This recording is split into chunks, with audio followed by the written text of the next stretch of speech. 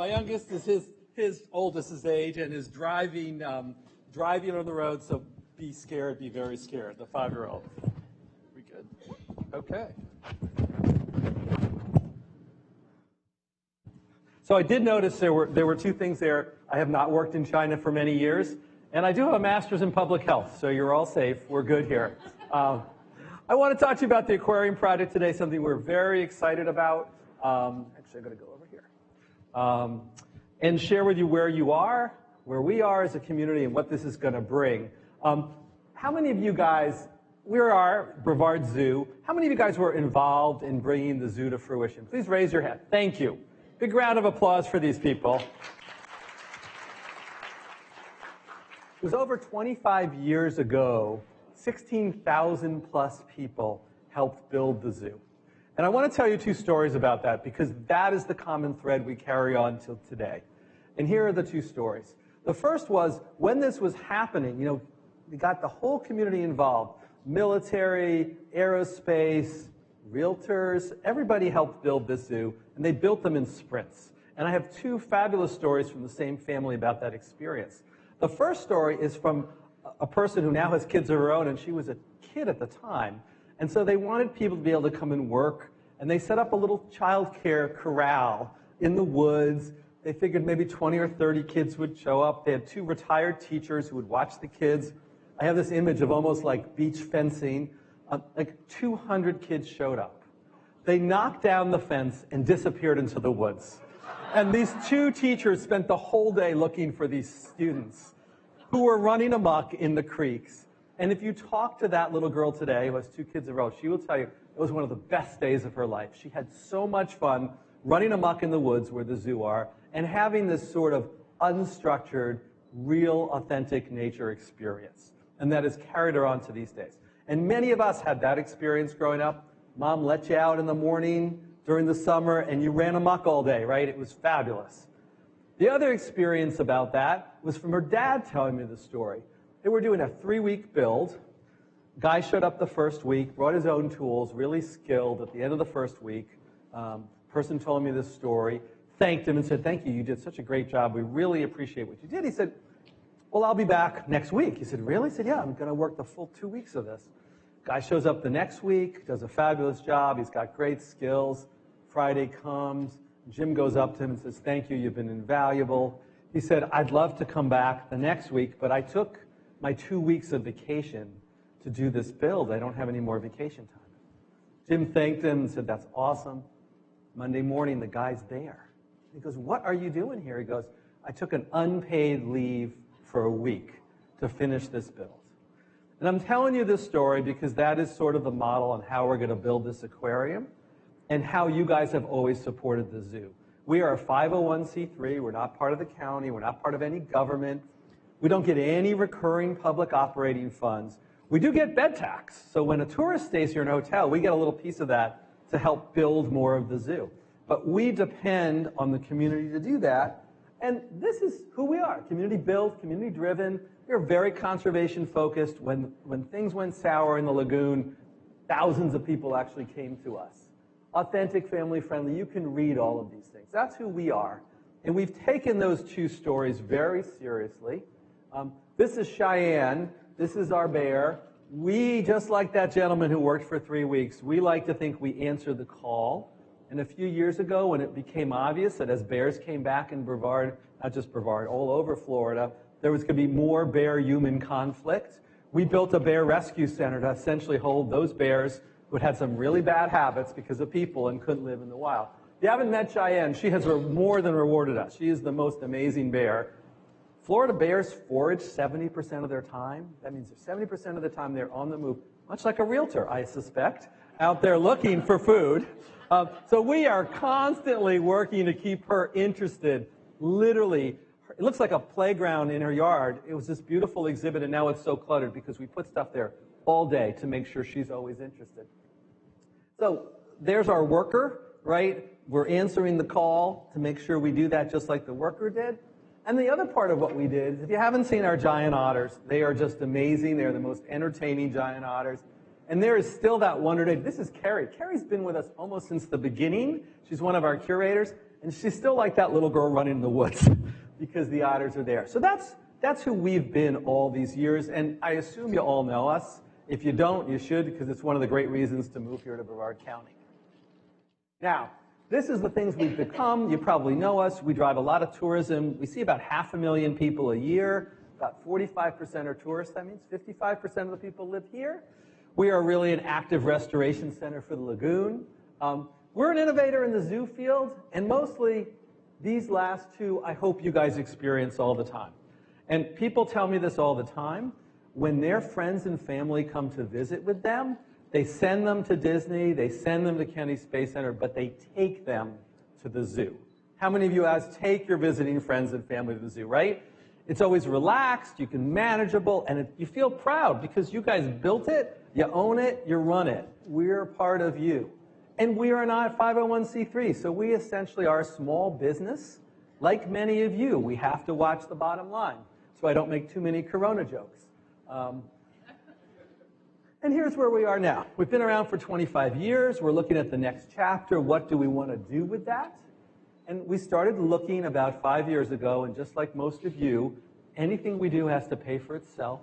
And we started realizing there was a huge opportunity here to build an aquarium. There is no aquarium on the I-95 corridor south of Charleston. There are some aquatic experiences, but none of them fit that niche. And we thought, who better? We're at this focal point of tourism. You're going to hear from Port Commissioner Justice in a little bit. We've got this incredible focal point of tourism here in the Port Canaveral, and we saw this opportunity. And this is the kind of future we want for Brevard County, and I suspect you all share this with me. First of all, taking care of our natural assets has to be second nature. Why do people move here? Why do they move here? You tell me. Water, beach, sunshine, right? We have a lot of great things here, but if those things go bad, I suspect your job gets really, really hard. That's number one. Number two, our economy and our coastal habitats are intimately linked. That's your job getting really hard if we don't do well. And we are the center for renovation. We should be the leaders in how we're going to clean up our lagoon, how we're going to keep the St. Johns River clean, how we're going to keep our beaches clean. We're the center. No one's better at technical innovation in our community. So these are the three things we thought about when we started to talk about the aquarium. How do we bring all that to bear? And this is what we can do. We can get us there. Real center for coastal restoration, major attraction of new human capital. When I talk to the major aerospace companies, their limiting factor has been attracting engineers. Any of you guys heard that before? Does that affect any of your lives? We want to give people the best possible reasons to move here. Let me tell you, my nephew just got his PhD from MIT in molecular biology. He now teaches and works at Harvard, so he's not the brightest guy. His wife also works for a pharmaceutical company. She rides polo horses. I've never met anyone who did that before. They send me more pictures of them at the New England Aquarium than any other location. And they have no kids. But this is where they go. There's no better facility to attract young professionals than a vibrant aquarium.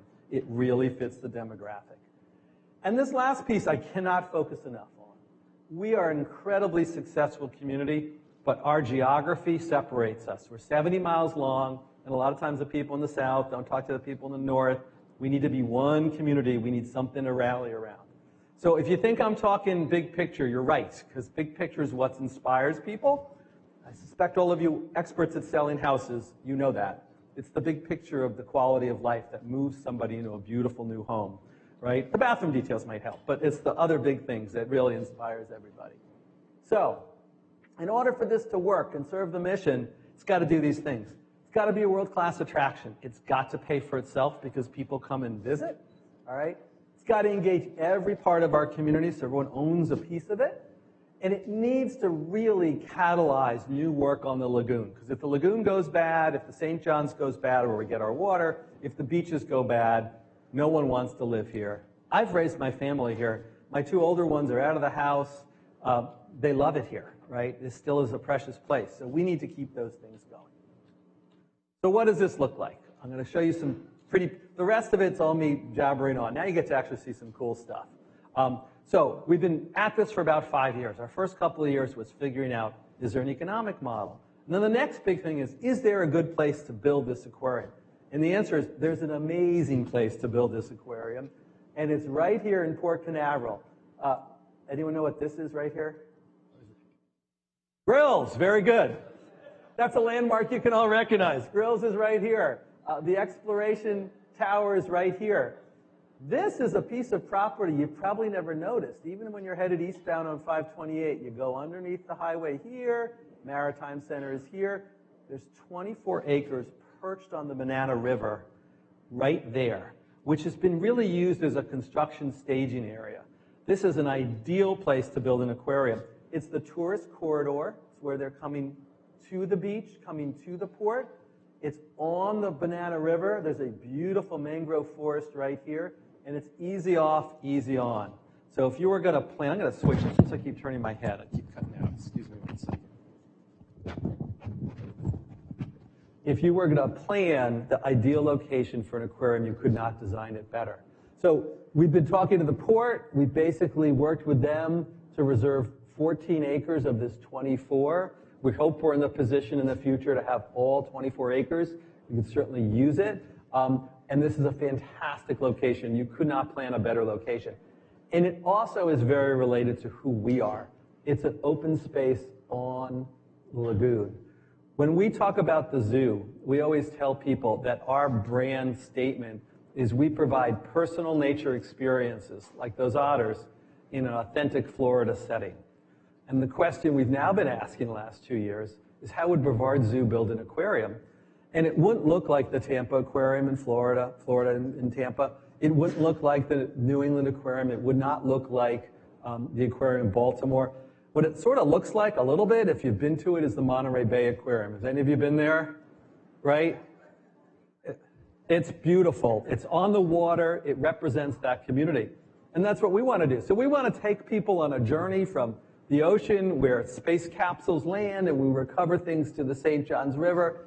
And here's a couple of images of some of the things we think we'll provide at the aquarium. Our entry experience will be all about the dunes and all the things going on there and the sea turtle work that we do there and the beach mice and everything about our beaches, as you said early on. So there's a building, but it's an organic building that sort of fits into the landscape, doesn't fight the landscape. It's also going to be a really, really hard building that's raised up high for sea level rise, can deal with storms. Life support's a huge part of an aquarium. And I tell everybody, we're the place to keep people alive and safe. We can keep everything safe in our aquarium.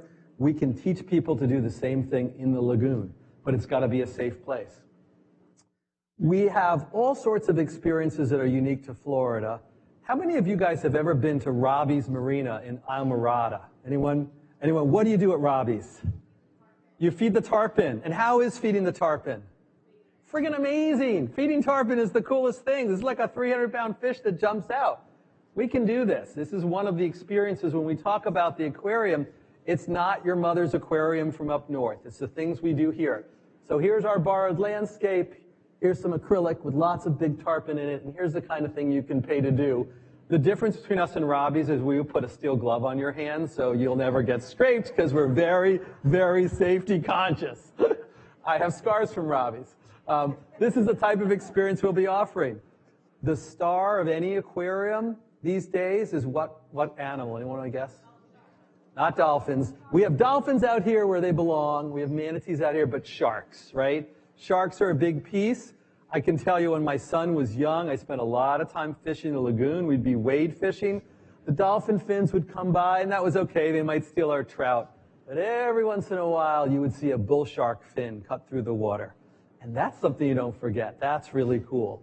So we didn't want to show you sharks like you show up north in a tunnel. I've never seen a shark in a tunnel. But I have seen lots of dorsal fins cutting through the water. So our shark experience will look like nothing else also. You'll get to walk between the sharks. We'll give you great photo things so it looks like you're in the water with them. And right after you go through the sharks, you actually go into the ray tank, and you can actually walk through and get wet as you walk through with our rays. And feed the rays. Rays are really cool. We've had lots of pups. We were originally, when we opened the aquarium part of the zoo, I think we were given 7 rays from SeaWorld, and that was 10 years ago. We still have all of them. We've had multiple pups. They're like dogs. And so we want you to have that experience, that unique experience of seeing the bull sharks. Only one aquarium in this country has bull sharks on exhibit. Everyone picks sort of the easy sharks. These are a little aggressive. You would never guess where they are. They're all in Oklahoma. So we want to bring those bull sharks home where they belong. So experiences that, show you what we do in the ocean, off our beaches, in the lagoon, and then to the St. John's. One of the things we wanted to do is provide, again, those types of experiences, like we talked about that little girl running in the woods. This is going to be a fish camp where you can get some fried gator and catfish and beer and margaritas, let's be clear. And then go explore with your family. Jump off a train trestle, do a tire swing, find gators and otters, real gators and otters. They just look like they're sharing the space with you. Sort of something we don't offer to people in Brevard County right now. Again, these are just a few of the many experiences will be there. In terms of attracting people and holding a meeting, this is, by the way, a beautiful facility. It's the second time I've been in it. We will be the best place to watch a rocket launch in the county. I'm quite clear about that. You'll all want to have functions there.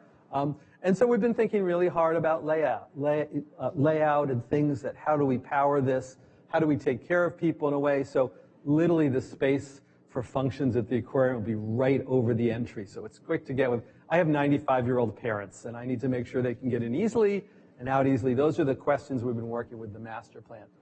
So this is some of the things we've been working on, and of course the whole thing revolves around the Indian River Lagoon. We've been talking to the city of Cape Canaveral. They want to do a kayak path. This will be outside the admission section, and people will be able to come and rent kayaks here. This is our conservation hub, which is free and open to the public, where you can learn about the latest science with the lagoon. Your kid can find out stuff they're doing on a book report. You can talk to a researcher. You can hold a meeting, something that's going to bring the whole community this front porch on the lagoon. And Wayne, I apologize. The next final version is ready. It's going to have cruise ships in here. And you'll notice the exploration tower is missing. So maybe that's good. I don't know. So anyway, but we can put the cruise ships back in where they belong. So we want to do that. Anyway, so the whole thing is lagoon facing, a mix of indoor, outdoor. And we are really close to showing you what the final look and cost and everything will be. And that's exactly where we are. Starting next month, we will roll out to the community what exactly it's going to look like, because it's evolved since here, what the exact costs are going to be, and what exactly it will do for us as a community. And so a lot of people have been asking, why haven't you been raising money? And the answer is we didn't want to raise money for something that we couldn't give you the details for. We're very close. With that in mind, we have not actively raised money. We haven't gone and asked people for money. We did have the TDC, as the one exception, committed $10 million to this project, so we're very, very grateful and thankful to them. And we had a single family come out of the woodwork, having read about it, and actually has given us $14 million for this project. So $24 million is a very, very nice start. A few more of those and we're done. So if any of you in the mood for cutting a $14 million check today, that's good. But I suspect the final price, when we talked to the TDC a couple of years ago, we estimated about $70 million. I think our plan's going to come at about $80 million, which is very reasonable for what we're going to bring to you. It is a lot of money, though. And just like we told you the story about that guy who worked for 3 weeks, there's no way we're bringing this to Brevard on our own. To raise that kind of money, we're going to need everybody involved and all sorts of creative ideas at many different levels. So I want to leave you with the message today about how you can get involved. First of all, follow us, sign up. Here's all of our websites. And Stephanie, can you stand up for one moment? This is one of my colleagues, Stephanie, who works with me at the zoo. Her job in life is to get you involved in this. So at the end today, if you'd like to get involved, please connect with her. We've had about 400 people so far come to different sessions. We've done a series of strategic doing sessions. People have brainstormed activities they can do. It's generated a lot of interest. So first of all, we'd love you involved. We'd love you on board. We'd love you follow it. We'd love you talking to your clients buying a house here, telling them what might be coming. Secondly, we are very close to getting some money from the state. We are in the House budget right now, and our sponsors, are Randy Fine and Debbie Mayfield. Randy Fine has been a tireless advocate for this, so please thank them both and tell them you really appreciate their work. One of your own, Barbara Wall, who's right up in here, helped us approach Randy and get him on board with this. did a tremendous thing. So as of right now, the final stage with these budget items is, can we get it through the governor? We believe we can. We believe the governor's on board. But if you sign up over here and we know who you are, we have a beautiful in-house letter generator that we created that will probably be coming to you soon and saying, please send a letter to the governor saying Brevard County wants and needs this. And as realtors, it makes a difference. It means so much more when you send a letter than when I send a letter. Because you folks you're out there with the community all the time. So we're really excited about this. Having money in the budget is great. It's a first step. If we can get money this year, hopefully we can go back next year for a really significant amount. And so we are poised. So we're going to need your support to make this happen. We are, again, very near to the point where we can finally actually go out there and raise money. And thank you for everything you guys have done for 25 years for the zoo. We'll hope you do it for the next 25 years and help us bring an aquarium. So thank you very much. Do you have time for questions? We're going to ask anybody that wants to ask questions to please go to the podium. We are live streaming this, so if you watch what you say. A little late now. So if you want to go to the podium, does anybody have a question? Can you go to the podium, please? So just because we're live streaming. So just walk to the podium in the back here. Yes, yeah. please. Sorry.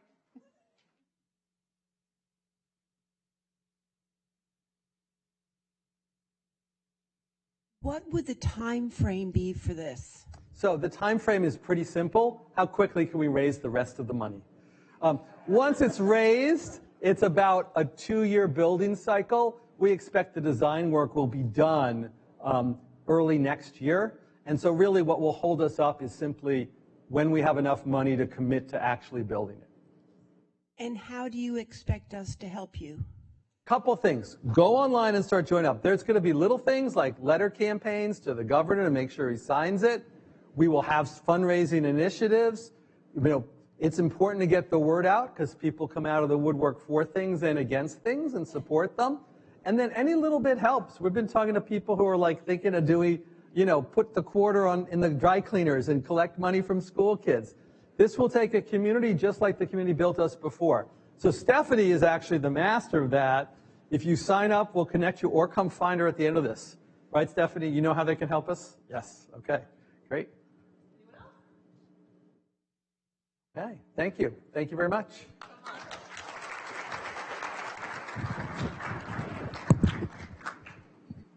Okay, up next, Wayne Justice was reelected to the commission representing District 3 for another 4-year term that began in December 2018. He spent 2018 as the chairman of the Canaveral Port Authority and is now serving as the vice chair. A Coast Guard Academy and Naval War College graduate, he spent 37 years in the Coast Guard, so thank you for that. With 15 years of those assigned in Florida. Justice had 12 years on cutters specializing in counter-drug, illegal migrant, and search and rescue patrols. He retired as a Rear 2-star admiral.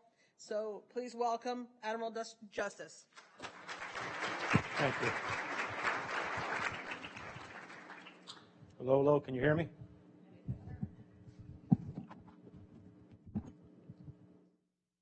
All right, good afternoon. Let me get this loaded, here we go.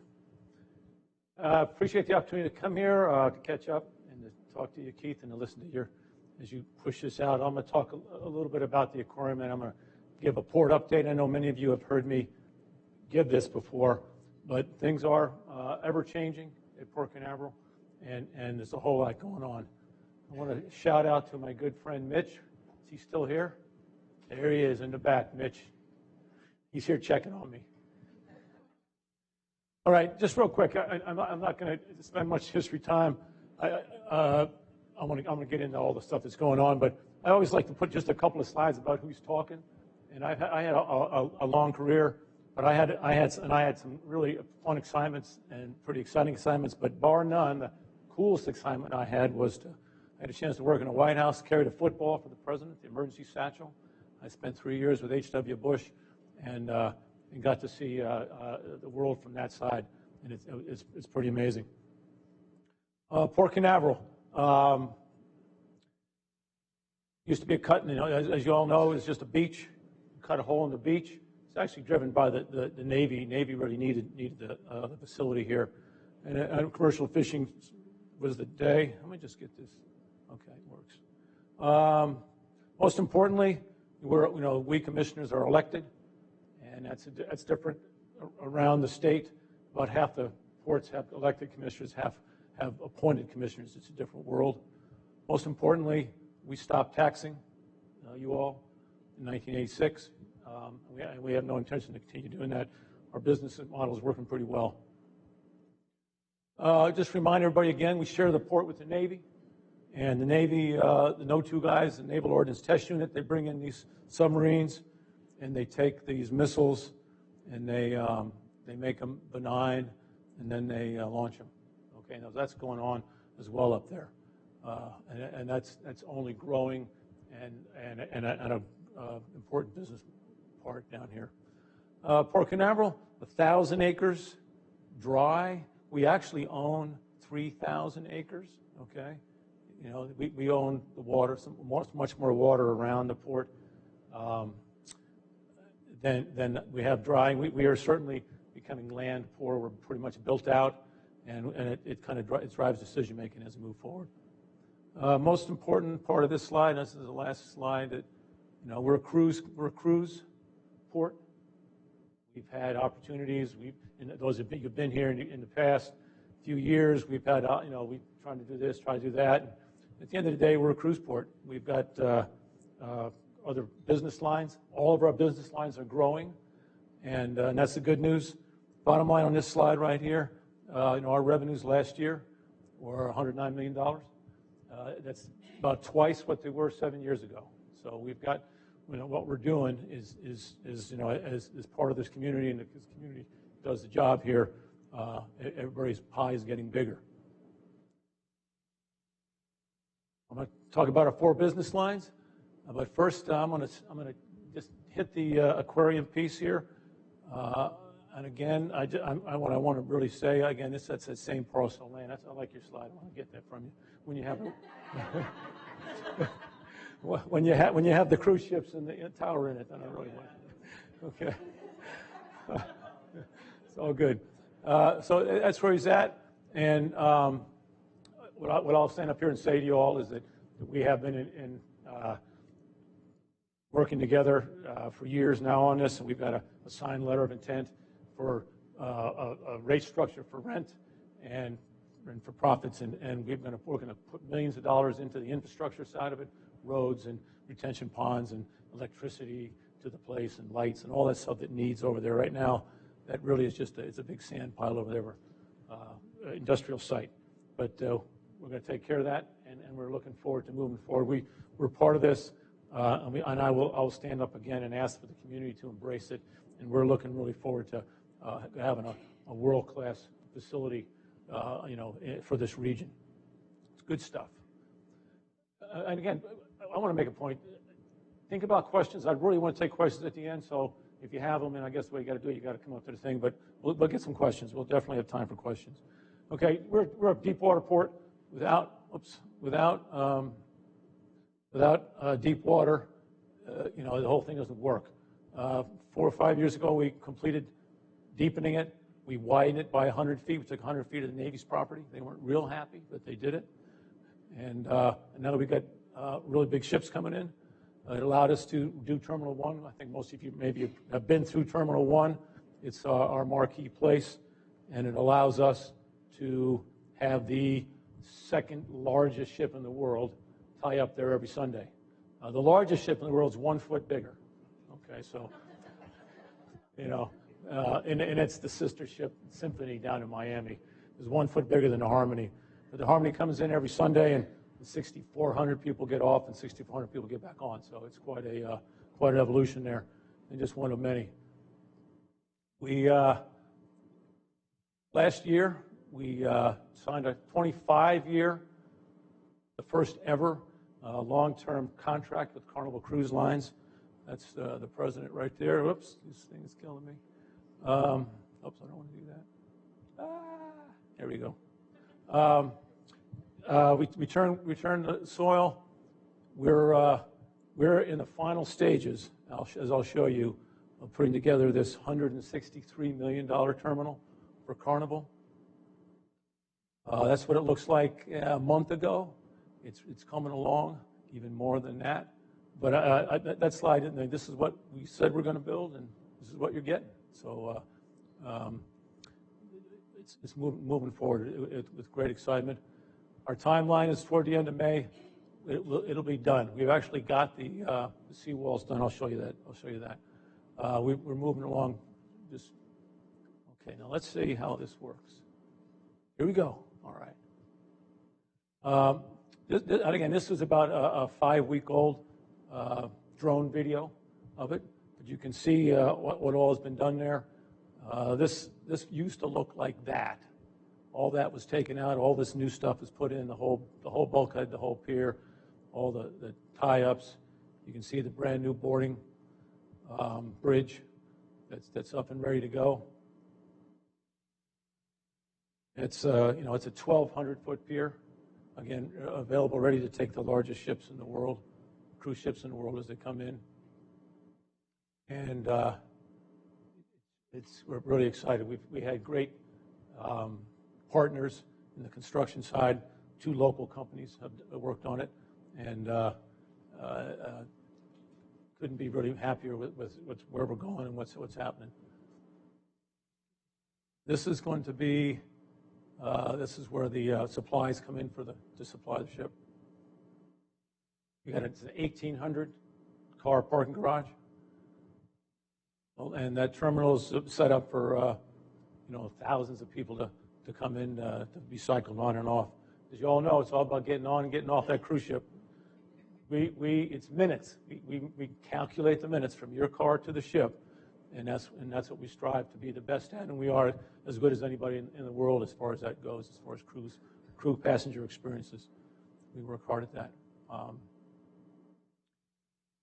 As importantly, those of you who do the other main recreational activity out here, which is fish on the ramps, we've worked really hard to make sure that the ramps have stayed open.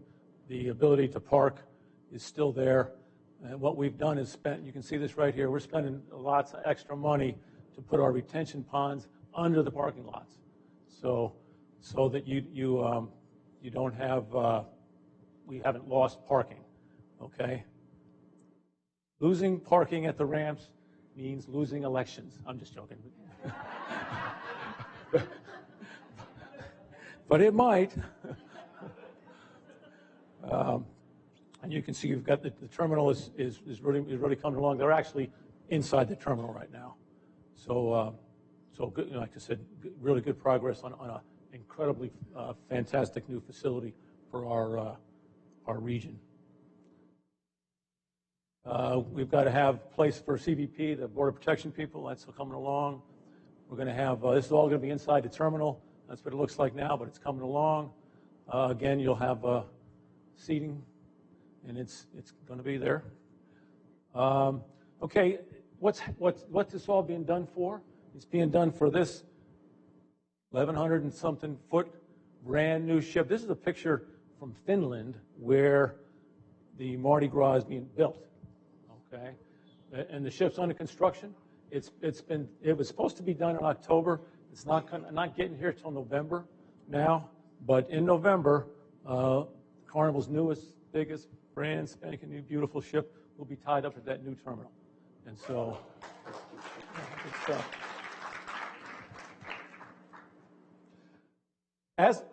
what's that?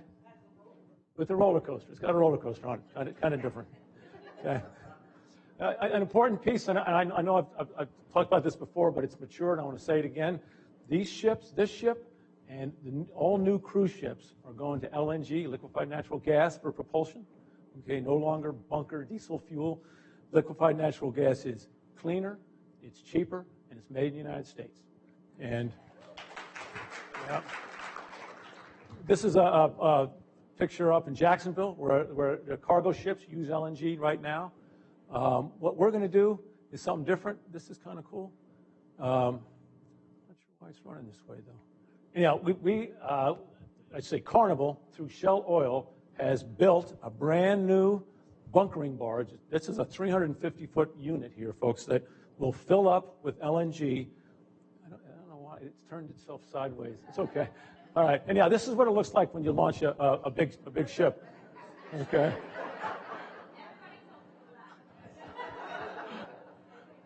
It's remarkable. It defies gravity. It goes down, it goes up. Oh, man. Yeah. And that ship, we're going to move on. That ship, that unit will pick up liquefied natural gas from Georgia in Savannah, and it will bring it down to Port Canaveral, and once a week when the Carnival Mardi Gras comes in, it'll tie up outside of it, fill it up with the liquefied natural gas, and away it will go. That's how we're doing it starting this year. In the future, we'll be looking to get liquefied natural gas in the port, both to store it, to transfer it, and eventually actually to produce it, store it, and transfer it. And that's a signal of the future. Disney has 2 more ships coming next year, the year after. Both of those brand new Disney ships coming here will be LNG powered. So it's where we're going, folks. And again, it's really a good thing. And that's my Coast Guard hat saying the same thing. It's really good. Okay, next project we got going on right now. Disney has got the 2 new ships, bigger ships coming in. Disney needs to refurbish their terminal, and they also need more terminal space over here at 10. So we're getting ready to put $50 million into Disney's terminals. Okay, Disney has signed a 20-year agreement with us. They're saying, hey, wait a second, Carnival's got a deal with you. We'll want to deal with you. All right, and we said, okay. All right, and I'll get to the Corona thing because it's a big deal. But I'll make a point that when you've got 25-year commitments and 20-year commitments with globally, sophisticated companies, it helps your business model. Okay, it helps it a lot. So, like we said, we're committed. We just signed the bonds last 2 weeks ago, and we're getting ready to spend some money and redo the whole Disney terminal, and also do 10 so that this Disney the ships can come in. They are absolutely the most beautiful cruise ships that are around. Make a quick point. You have to laugh at this, but it's true. You know, there's standards, and then there's Disney standards, right? Okay, and the Terminal 10, which is a fine terminal, Norwegian Cruise Lines use it. They got thousands of people. It's fine for Norwegian. Disney came in and said, sorry. So we're putting $8 million in this terminal. And so when the Disney ship is there, it's going to be Disneyfied. And then when the Disney ship leaves, then the terminal goes back to the old way. That's what they want, you know. We can do that. It's kind of like the Jets and Giants Stadium, right? Same thing. Yeah. All right. And let's, again, just appreciate the magnitude. I'll stop here for a second and talk about the coronavirus and what it's doing to us, okay? Now this is a 6-ship day when we have 35,000 people get off the ships, 35,000 people get back on. And so that means obviously there's a magnitude of work there. And remember, every water, fuel, gasoline, alcohol, all the supplies on the ships comes from us as well, meaning this region, this area. The ships, any ship who comes here from New York, wherever else, plus the home port ones, all gets their stuff here. Why is that? It's a lot cheaper here. Florida's cheaper than New York. Hello, so we got that. There's a supply side to this whole thing. Anyhow, as we speak, the cruise ships are focused and attentive to the coronavirus. What did I do with my stuff? And you can go. We've got these talking points right on our website. First thing, it's really we want to make sure that everybody sees this. But from a port perspective, what have we done? We've reduced our terminals to only cruise-related activities. And if some of you in here, for example, have a child that goes to Merritt Island High School, you were going to have your prom at a cruise terminal. No, you're not. Sorry. We've made the decision such that those cruise terminals have to be clean, have to be kept clean. We're spending a whole lot of effort and time to make sure they're clean. And so have any kind of extra function is just not the time to do it. And of course, we're enhancing all of our cleaning, sanitation procedures, terminals, buildings, all that stuff. And then I go down. I want to talk about what the cruise lines are doing. The cruise lines are doing the same thing. The cruise lines are screening people. You're not going to get on with a fever. You're not going to get on with symptoms. You're not going to get on if you came from the wrong places, and all that sort of stuff has been ratcheted up, okay, as no one would be surprised in here.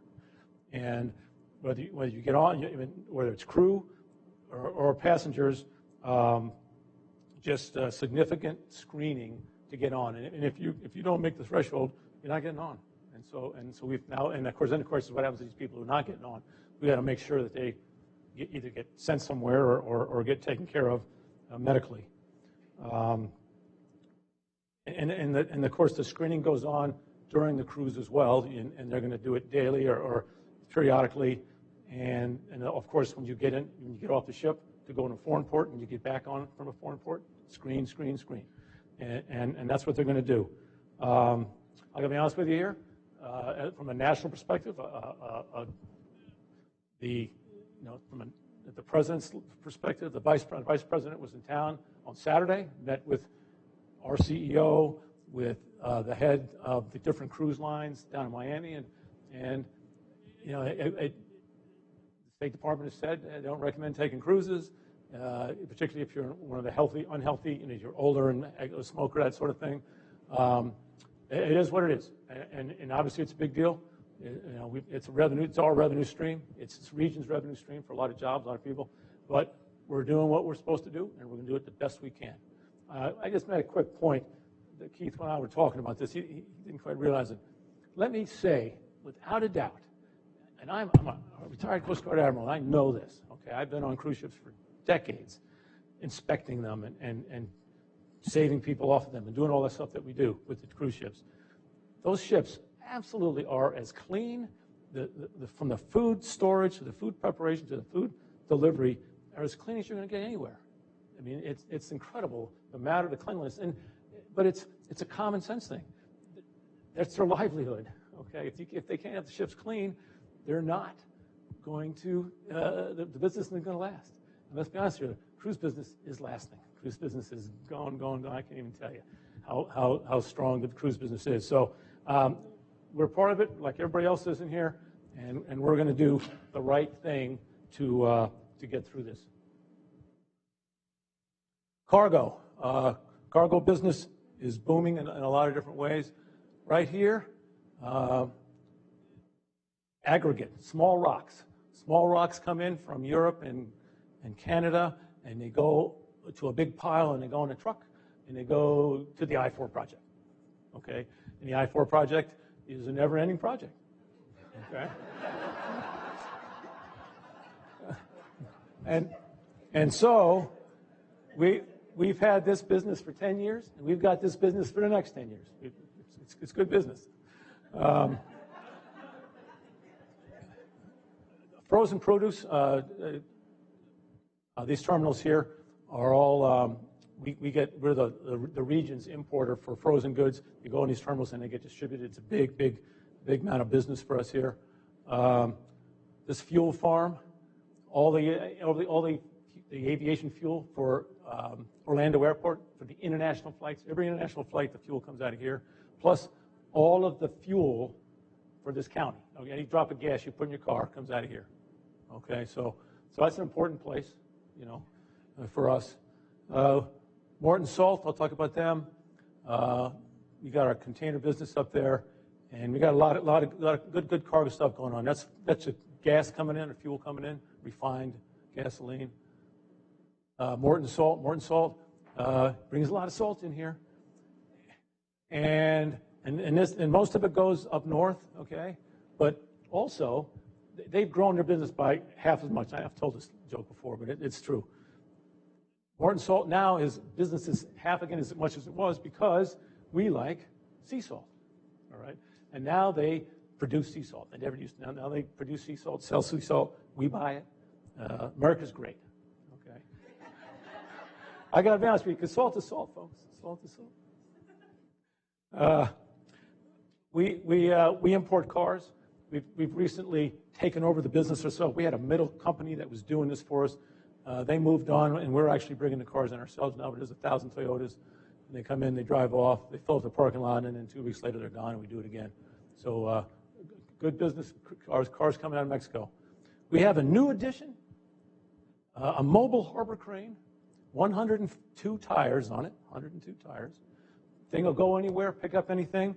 We call it Mr. Big. Okay, Mr. Big. There's a joke there, that's right.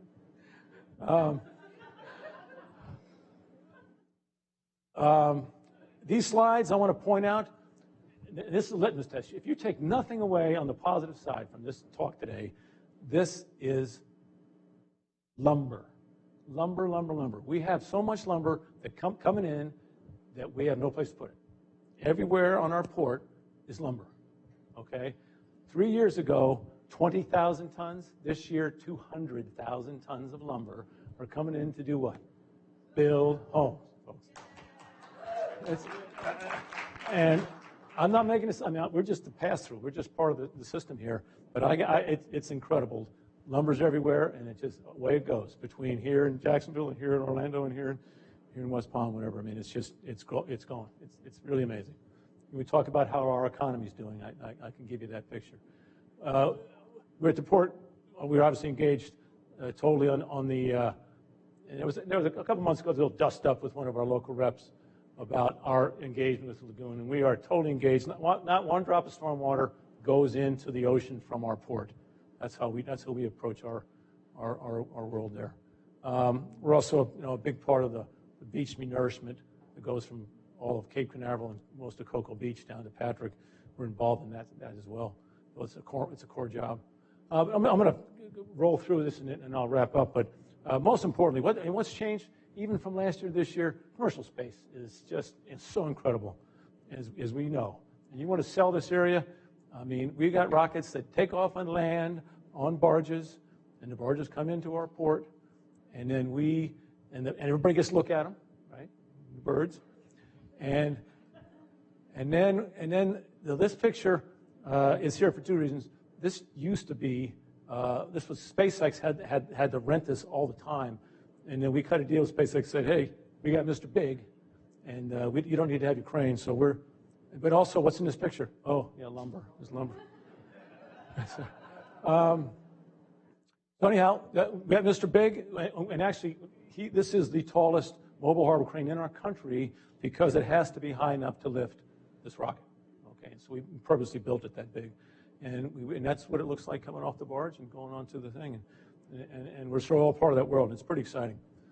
The other thing that's pretty cool, as we all know, is the rest of SpaceX's stuff, which is right there. This is the boat that catches the fairings, okay, those two fiberglass capsules that come off. They come down, and these guys, and they're like 2 for $20. But they're trying. They're trying. And they're getting better. And actually what's changed is, it used to be if the fairings hit the water, they were ruined. Now, if the fairing hits the water, they can save them and get them out of the water. So they got both of them last time. So I'm joking. They're doing better. It's saving each one of them $3 million a pop or something. So it's a big deal, and it's cool. We actually practice with them. We drop it from our crane, and they try to catch it. They catch it. We do that. All right. Also, SpaceX has got this is their pickup. Okay, I mean, and this spring, early in May-ish, will be the first manned launch, SpaceX. And then when the people come back in the capsule, this is what they retrieve it out of the water with. It's a helicopter pad. And this is right here at our port. And so, again, this is not a revenue stream for the port, but we are absolutely on board to support the missions and give them pure space and give them the support they need, that kind of stuff. And it just adds a whole other level of juice to the activities out there, okay? Good stuff. And oh, by the way, you've seen this slide before. Oh, by the way, this is SpaceX. This is Blue Origin. Who's coming here next year? Oh, Blue Origin. They're coming next year with this rocket, and they're going to land that on a 600-foot ship, okay? So what does that mean? That means we needed a new pier. We built a new pier. rolls. Yeah, we've built a new pier across from Terminal 5, and this thing is all in and new, and we're going to make a heavy duty on the shore side as well to make sure that, and so the bottom line is that huge rocket is going to come in, tie up here, need to get lifted off of that ship onto Blue Origin's transportation thing, and then drive it to Blue Origin's. And you've seen Blue Origin's. If you haven't been up to Exploration Park recently, you need to go see what they're doing up there. It's unbelievable. And they've got millions of square feet of buildings up there. So what does that mean, though, if we have the biggest crane right now taking SpaceX's off? We need a bigger crane. And that could be what's next is a bigger crane, because we need to get that rocket off. Wrapping up again, you've seen this. We are important to this Port District. We're important to this county. But we're important to this region. We're important to this state, and we're certainly important to our country. And we approach our actions, our expenditures on infrastructure and all the profits that we have go right back into that place, because we're in it for the long haul. And as you all know, there's two ways to be. You can be the windshield, or you can be the bug. Okay. And we're the windshield. We're going to be the windshield as best we can. With that, that's what the hurricane looks like. Oh, that's a picture of the tower, Keith.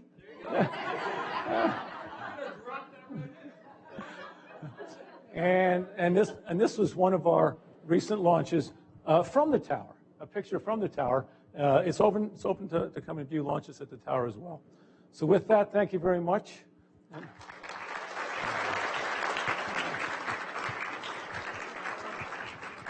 We're going to open it up for questions. I'm sure some of you have to have some questions for Commissioner of Justice. If I can help with the questions. Run on up to the. Please. Can you run on up to the podium, please? Thank you.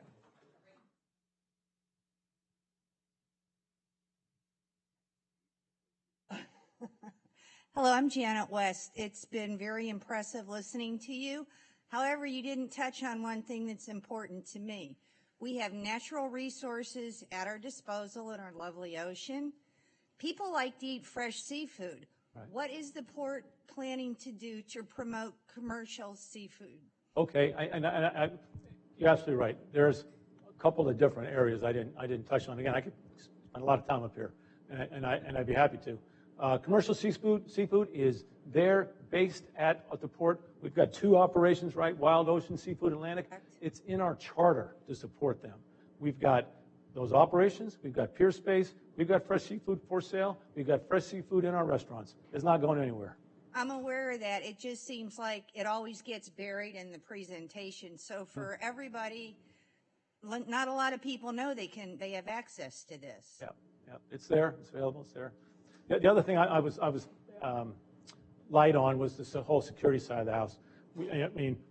I could talk. I don't know a lot of time about security. Let me let you know that one of the best things we've done since I've been there 5 years now on the commission is we are partnered with the sheriff. Sheriff, has got landside security plus some of the waterside, Coast Guard, et cetera. Our terminals are safe.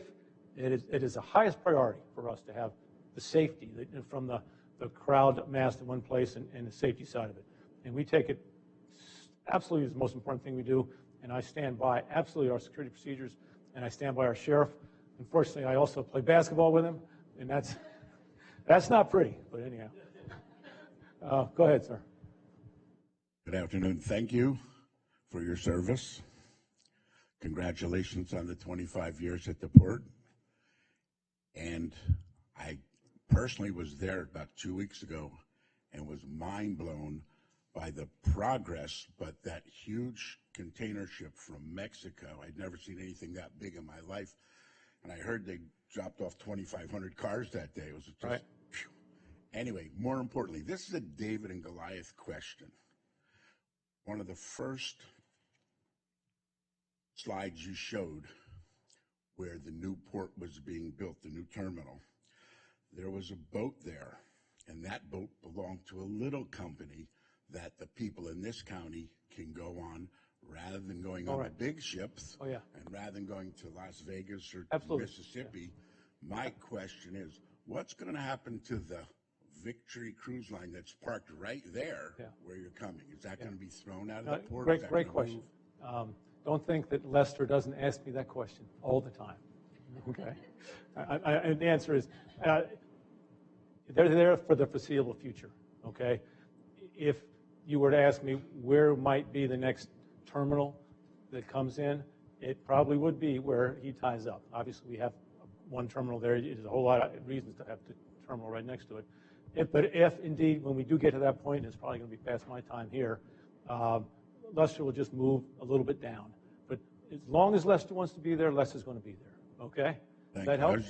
I was actually asking in concern for the people in this county because Understand. that. So I'm making pretty that's nice why I'm answering the entertainment. question. But thank you. Rolling the dice. There you go. Anybody else? Please, please, please. I was wondering, are you going to be donating or leasing for a very minimal price that land for the zoo project? Yes. Meaning is the aquarium going to pay much lower rent than the neighbors? Mm-hmm. Yes. Yeah. That's at the beginning.